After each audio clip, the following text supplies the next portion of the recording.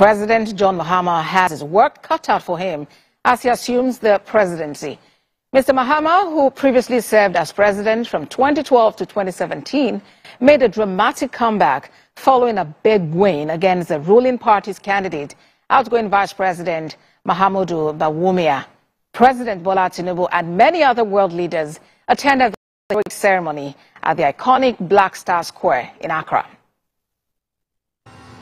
For some time, our country has urgently needed leadership with an unwavering desire to get things done.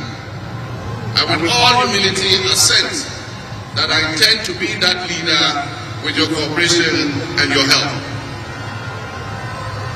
As your next leader, I shall strive to exercise sound judgment and be able to make the right calls at the right time. I will have the humility and presence of mind to take responsibility for any challenges and be willing to act firmly and timelessly to resolve the challenges that we face as a nation. The new government, under the leadership of President John Mahama, will work with Nigeria to strengthen this powerful bond, leading to greater shared progress, prosperity for the people of our two nations. I have no doubt that your administration will bring about positive change and progress. Regional editor, Ghana Broadcasting Corporation, Murtala Isah joins us live now via Zoom for more on the inauguration of President John Mahama and the tasks ahead of him. Good to have you join us, Mr. Isah. What is the mood in Ghana with the return to power of John Mahama and his party? It is one of excitement. It is one of expectation. And people are very, very excited. But the excitement is also a big challenge for the incoming president because if you talk to people on the streets of Accra, of Tamale and Kumasi, the expectations are just huge. If I were in the shoes of the president and knowing very well how low Ghana has sunk, it will be difficult for me to sleep in the coming days. Now, talking about those expectations, indeed, they are huge. And the president himself has promised to reset the country. How realistic is that in the face of global economic downturn? First of all, let's look at what took Mahama out of power. Power took Mahama out of power because it got to a point where this phenomenon called in Ghana as doomsday or power outages became very rampant. Then there was the issue of corruption. And then, of course, there was economic crisis. It is the same challenge that Nana Akufo-Addo faced.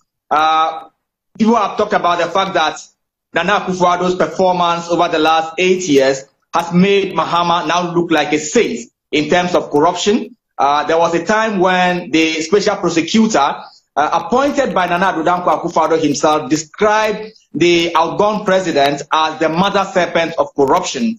And there were serious crises, and this is what has led to the the former president being re-elected, massively coming back to lead Ghana. The expectations are huge. How realistic that is, we live to see, because he's been talking about a 24-hour economy, but Ghana's economy is not up to that level where it can support the dreams that he seems to be posting. The agricultural sector is down, the fisheries sector is down, the mining sector, the petroleum sector. Recently, I was at a conference of the petroleum industry, and they are indicating that many of these sectors are coming down.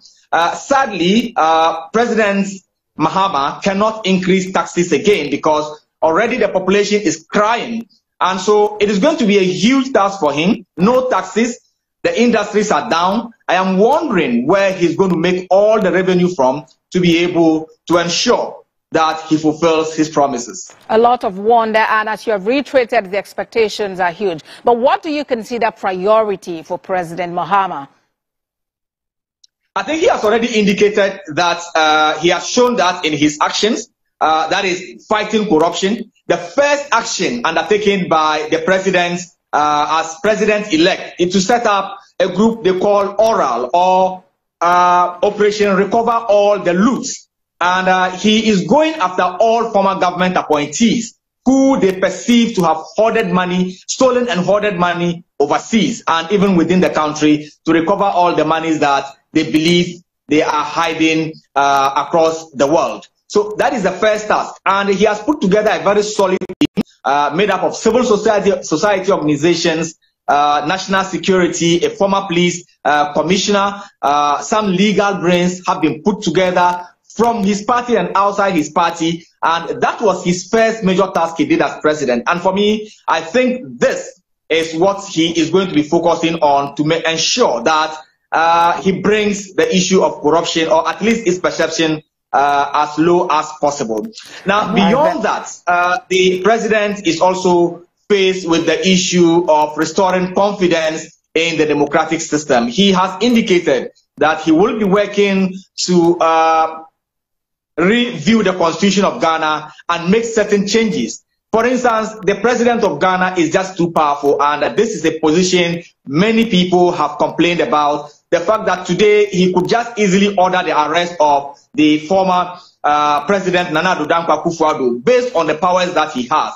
And this, the public believes, is what has led to some excesses in government. And so constitutional review is a major one for him. The dollar against the cedi is too bad and it's affecting trade. And so many people want to see the dollar brought under control, and of course, creation of employment for the youth.